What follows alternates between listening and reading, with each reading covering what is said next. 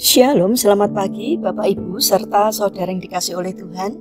Kiranya berkat, damai sejahtera dan sukacita dari Tuhan Yesus Kristus senantiasa menyertai kita sekalian.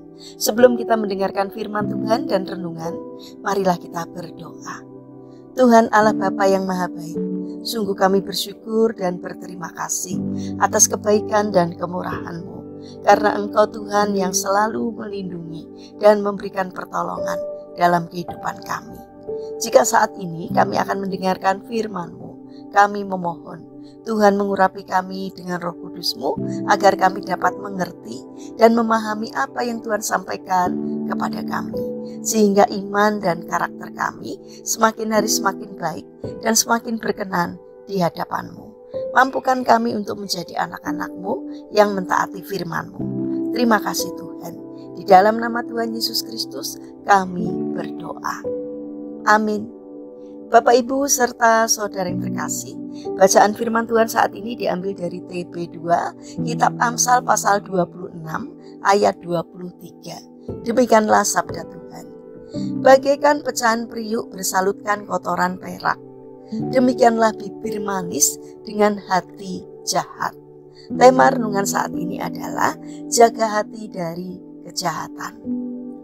Bapak Ibu serta saudara yang dikasih oleh Tuhan Yesus Kristus, di suatu desa hiduplah seorang wanita yang terkenal culas. Ketika kematian menjemputnya, ia ditempatkan di mana orang-orang jahat berada. Malaikat yang menjemputnya berusaha untuk mengingat-ingat kebaikan yang pernah dibuatnya untuk diajukan sebagai bahan pertimbangan dalam keputusan yang akan diberikan kepadanya. Kemudian malaikat itu teringat bahwa wanita itu pernah sekali mencabut serumpun bawang dari kebunnya dan memberikannya kepada seorang pengemis. Singkat cerita, wanita ini mendapat kemurahan hati dan diberi kesempatan keluar dari tempat penyiksaan yang panas dan pengap itu. Tuhan berkata kepada malaikat, "Ambil serumpun bawang dan ulurkan kepadanya. Ia boleh keluar dari tempat ini dengan memegang bawang itu. Jika ia bisa keluar, ia mendapat kesempatan untuk hidup di Firdaus. Tetapi jika gagal karena bawang itu pecah atau putus, maka ia tetap tinggal di lautan api ini."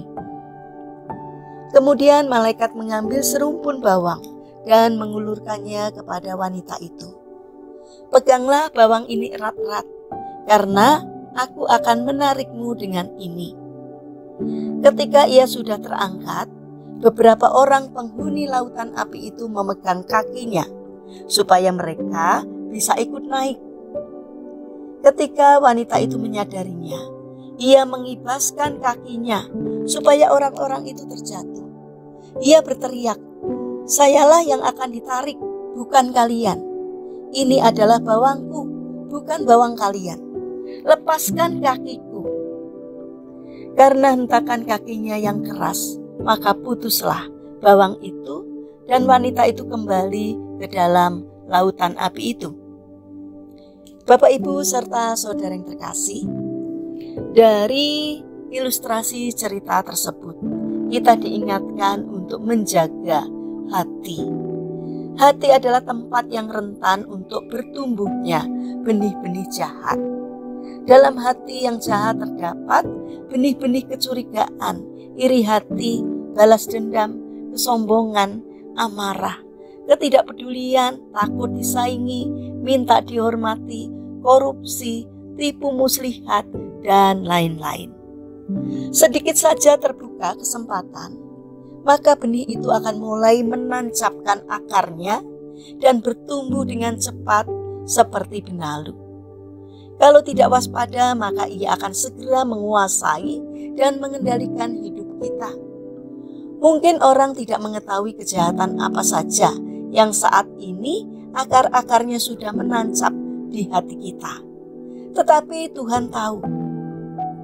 Aku Tuhan yang menyelidiki hati, yang menguji batin untuk memberi balasan kepada setiap orang setimpal dengan tingkah langkahnya, setimpal dengan hasil perbuatannya.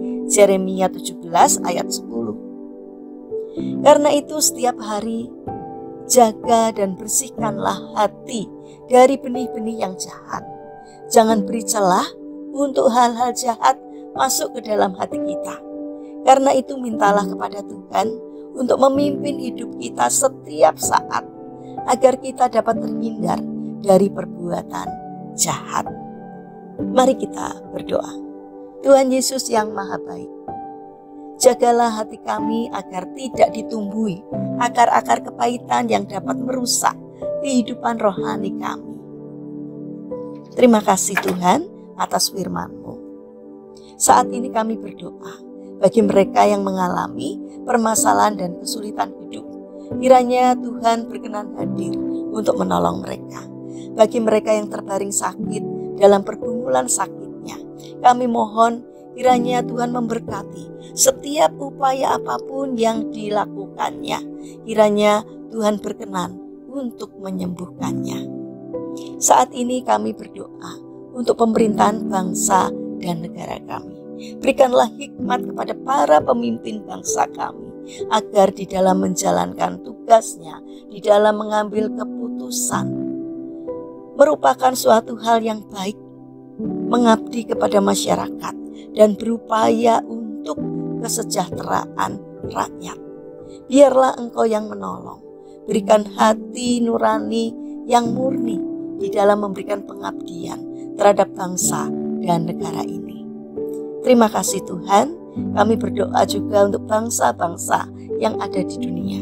Kiranya Tuhan juga berkenan hadir untuk menolong, memberkati, memberikan damai sejahtera kepada seluruh ciptaan-Mu. Terima kasih Bapa yang baik, kami ingin serahkan seluruh aktivitas kami sepanjang hari ini ke dalam tangan Tuhan. Kami mohon penyertaan dan pertolongan-Mu, agar apapun yang boleh kami kerjakan boleh mendatangkan berkat dan sukacita, tidak hanya bagi diri kami, namun juga bagi sesama kami. Terlebih mampukan kami, apapun yang kami kerjakan boleh berkenan di hati Tuhan. Terima kasih Tuhan. Kami alaskan seluruh doa dan permohonan kami hanya di dalam nama Tuhan Yesus Kristus, Tuhan dan Juru Selamat kami yang hidup. Kami berdoa. Amin. Puji Tuhan Bapak Ibu serta saudara yang terkasih. Kiranya firman Tuhan dan renungan hari ini dapat menjadi berkat bagi kita semua. Haleluya.